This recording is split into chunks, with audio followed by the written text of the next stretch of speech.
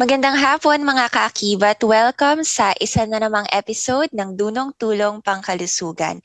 At para sa Sabadong ito, meron na naman akong bagong very special na guest. Ayan, so hahayaan ko na magpakilala siya sa inyo, sa inyong lahat na aming mga minamahal na tagapakinig noon. Ayan, si Tita Doc Marie De Velos. Hello po, Tita Doc! Hello, Mary Grace. Magandang hapon po sa inyong lahat. And kapasalamat ako, Grace, for inimbitahan niyo ako ngayong sa programang to para makashare naman ako ng aking information na baka makatulong din po sa ibang Yes. tao. Maraming salamat din po sa pagpapaunlak ng amin pong imbitasyon at very blessed po kami na i-guest po kayo ngayong Sabadong ito. So, Tita Doc Marie, maaari niyo po bang bigyan kami ng idea kung ano po yung mga ginagawa po ninyo as frontliner, as a medical doctor? So una sa lahat, ako ay isang pediatrician or isang doktor na trained para mag-alaga po ng mga bata. So ang mga bata age 0 sa kapanganakan nila hanggang 18 years old. Yun po yung hawak po ng mga pediatricians. At the same time, I'm also a public health provider or public health expert. So ang aking isa sa mga linya na aking ginagawa ay mag-organize po ng mga community programs or public health programs na nakakabuti po sa isang populasyon. So sa groups of individuals. So hindi lang po sa isang pasyente but a group of individuals po or population or community, komunidad po ang hawak ng isang public health specialist. Ayan. So, ang topic po kasi natin for today, di ba, is tungkol sa importance ng reading aloud to the children. So, Tita Doc, maaari niyo po bang ibahagi sa amin, ano po ba yung kahalagahan noon na binabasahan natin yung mga bata? Napakamahalaga yan lalo na sa mga magulang or sa mga na nag-aalaga po ng mga bata. So, dapat nating malaman na ang development po ng isang bata ay nagsisimula mula sa pagkabuntis ng nanay o nasa loob pa lang siya ng sinipupunan hanggang sa pagdating niya ng 2 taong gulang. Ito yung sinasabi na first 1,000 days of life. Mhm. And ang development po is a constant process. Sa Department of Education naman, sinabi nila important yung development ng isang bata from 0 until 8 years old. So tuloy-tuloy po yung process na yan. And ang bata po ay natututo lamang siya base sa interaction niya sa paligiran, sa environment, sa bahay, sa tahanan niya. And higit sa lahat, interaction niya sa kanyang mga magulang or sa mga nag-aalaga sa kanya. So napaka-importante lalo na pag kunyari nag-i-interact yung magulang doon sa baby kung siya isang sanggol pa lang para ma-develop yung language niya. Okay? Yes. So, yung reading aloud is one practice po na ito yung literacy practice para ma-expose yung bata sa language. So, yung reading aloud, it doesn't have to be dapat English yung libro mo. Pwedeng Tagalog, pwedeng kung ano man yung dialect nyo. Ang importante is may interaction kayo. Mhm. So, maaaring sabihin natin na, Dok, ano naman ngayon? Panahon na ngayon ng internet, pwede bang YouTube na lang, tapos sundan na lang ng bata yung, kunyari, meron siyang mag-read aloud yung YouTube sa kanya.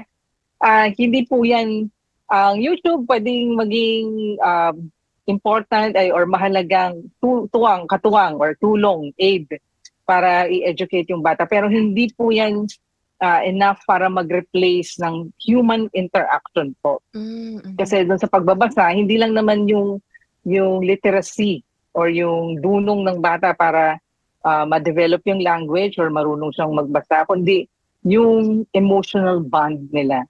So doon sa reading aloud to the children, nade-develop din po yung trust and yung bond ng isang bata sa kanyang nag-aalaga. Pwedeng magulang yan, pwedeng nanay, pwedeng tatay, pwedeng tita, pwedeng lolo, or pwedeng kung sino man yung special person na nag-aalaga sa kanya. And learning happens as an emotional experience. So dapat para yung bata matuto in a positive sense, maramdaman niya na merong kusa at pagmamahal yung taong nag-aaruga sa kanya. Nabanggit niyo na rin po, Tita Doc, no, yung about dun sa first 1,000 days, no, yung importance ng development na it starts from pregnancy.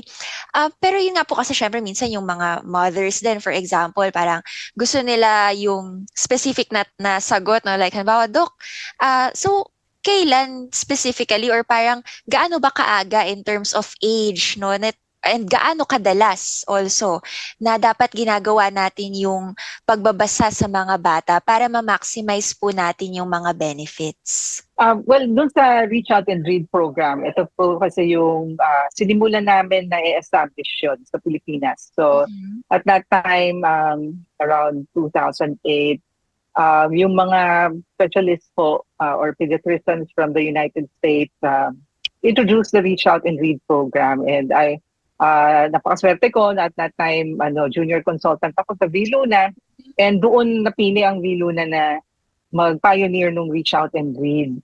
So doon sa programang yon, ini-encourage po na yung starting 6 months old mag-expose na ng mga magulang, expose na yung bata sa mga developmentally appropriate book.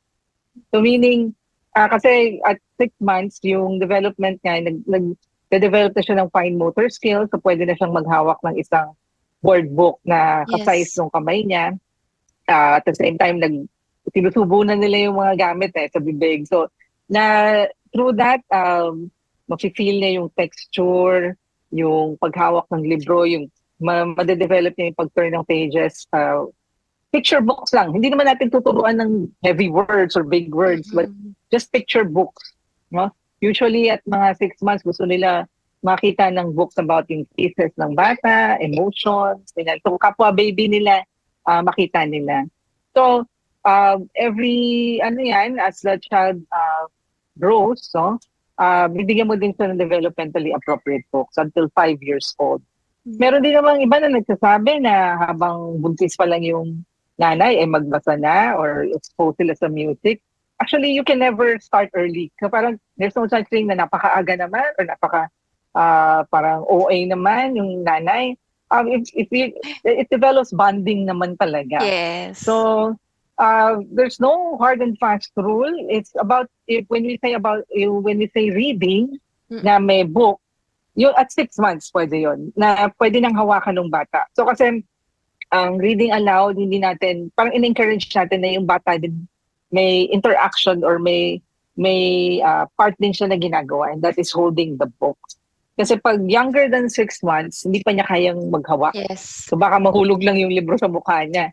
Diba? Tsaka hindi pa siya nakakaupo. So by that time na 6 months, nakakaupo na siya. Pwede nang mag-eye contact mo sa caregiver. The caregiver can put the child sa lap niya, tapos they read together. And i-allow niya na buksan-buksan or i-discover yung book. From the womb, syempre yung preparation, so ensure lang na healthy yung nanay at yung baby. So everything, a lot of things can happen in the womb.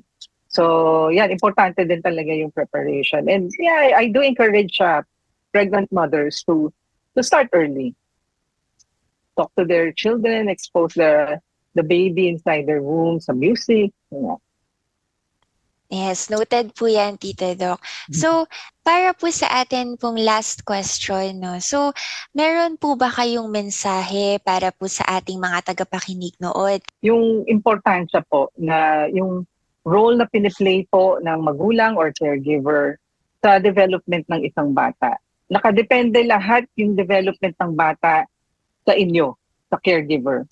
So, kung ano man yung mangyari or ano man ang hindi mangyari during the first 1,000 days of life, yun yung mag-push sa kanya sa future.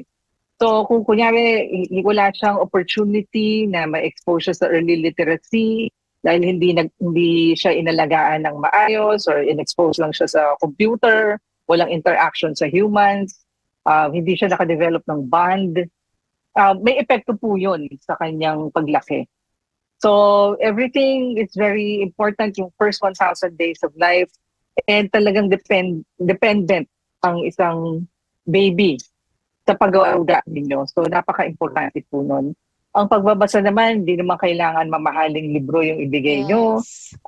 Hindi naman kailangan English o pwede kung ano man yung dialect or ginagamit yung lingwahe. Pwede nyo pong basahan yung bata. No? Hindi ang importansya ng pagbabasa hindi para maging genius siya o para maging mauna siyang magsalita or magbasa sa mga classmates niya kasi iba-iba naman ang development ng mga bata. Hindi natin pwedeng i-compare ang isang bata sa isa. But ang bonding niya between you and the child. So yung bonding ang importante dyan. And talagang sobrang dependent sila sa inyo, mga magulang. And I do encourage you na maging involved sa pagpapalaki ng inyong mga anak. Napakaganda po nung sinabi ninyo, no, Tita Doc. And I think, mai-correlate din natin yan dun sa sinasabi din sa Bible, di ba? Yung reminder din talaga sa mga magulang, di ba? Na, they should really give time, and train their children, di ba? In the way that they should go. So I think, ganun din, di ba? Parang, hindi lang naman siya sa spiritual, pero even sa science, no? Gaya nga po ng sinabi ninyo, na malaki yung role talaga ng mga magulang at ng mga caregivers sa mga bata. Ayan. So maraming salamat po talaga. For sure, marami pong natutunan yung mga tagapakinig nood natin sa ating kwentuhan ngayong Sabado. Ayun. Maraming salamat mga tagapakinig nood at sinamahan niyo na naman kami sa another episode ng Dunong Tulong Pangkalusugan.